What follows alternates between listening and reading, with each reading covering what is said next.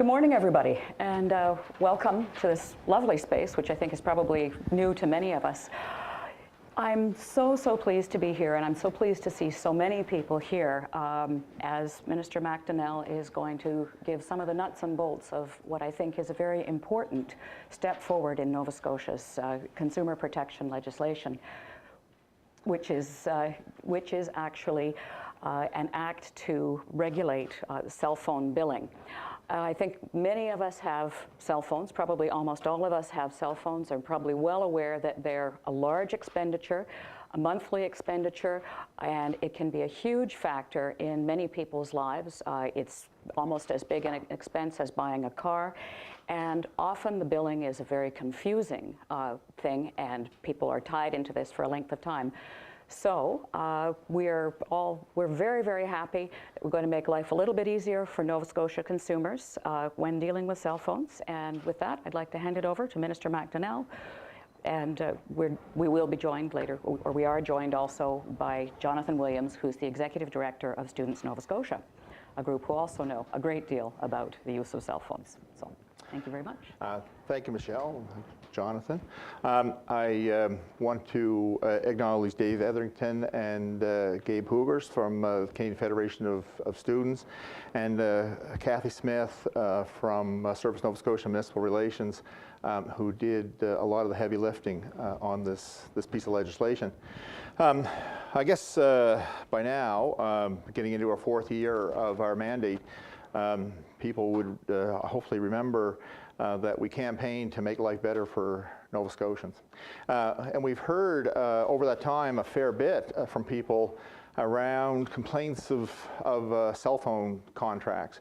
And I have to say that even in a personal case of mine, when my wife informed me that my 3-year contract on my cell phone was up, and that but I had to call to ensure that they didn't keep billing me month to month for that service, which surprised me because I thought the 3-year contract ended. And so I think that was in part why I wanted to look closely at what regulation there was in this regard. And also Michelle Raymond is one of my colleagues who had an interest in this and had raised it along with Leonard Pereira. So I think we felt that this was a topic that was of interest certainly to us as a government and certainly to Nova Scotians as citizens. The issues around, like I raised mine, around the fact that my contract would end, but I would still continue to be billed, wasn't the only thing that people had difficulty with. Certainly the cost of getting out of contracts and so on. So what this legislation and regulation do is they require that the providers have to really tell their clients in very clear language, and we ask for plain language around what exactly is in their contracts, that no contract can change in any way or any significant way without the client being aware of that, and having to agree to any changes.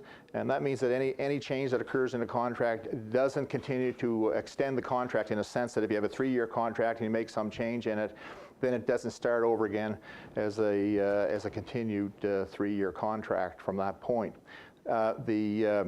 Getting out of contracts without a penalty certainly is an important aspect of this. In other words, the fee cannot be higher than $50 to cancel, and we would expect in many cases, most cases, it'd be quite a bit less than that. You would still be bound to pay for your phone or whatever equipment is with the contract.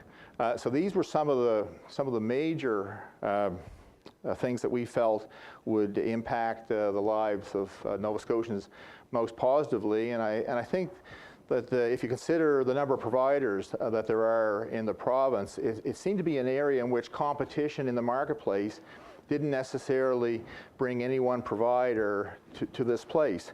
And so certainly we looked at what legislation there was across the country. Manitoba's legislation is the most similar to this, and felt that it was time.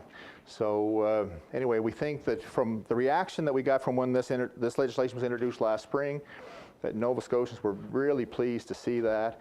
And actually, I think to this point, we've been getting some questions about, well, when will it come into effect?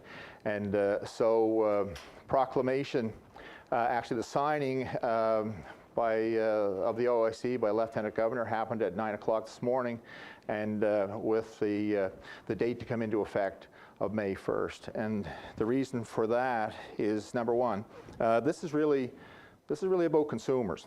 And the May 1st time is to have them educated as to what this change in legislation means, and so that they can ask the appropriate questions if they want to get a contract. It's not retroactive on existing contracts, it's only on new contracts going forward, but it's also to allow the providers to get all their appropriate literature and whatever in place, so that when May 1st comes, they're ready to go. So anyway, been very well received, and we think Nova Scotia is very pleased with this legislation. I'm just going to speak briefly on behalf of Students Nova Scotia. We represent roughly 37,000 students in the province. Now, I don't know exactly the statistics on cell phone use among students, but I don't think I really need to on this. It's pretty obvious that cell phones are crucially important to students. They are tools that students use to stay in touch with each other, with their professors oftentimes, with their families, with their employers. They're their primary means of communication. Most students, I don't think, have landlines, and I think that's largely reflective of a generational change. If you look at the staff here at Students Nova Scotia, none of us have home phones. We all operate entirely on our cell phones. So when it comes to this legislation, it was pretty clear to us right from the start that this is definitely a positive thing for students. All the components of this legislation appear to be very positive for students.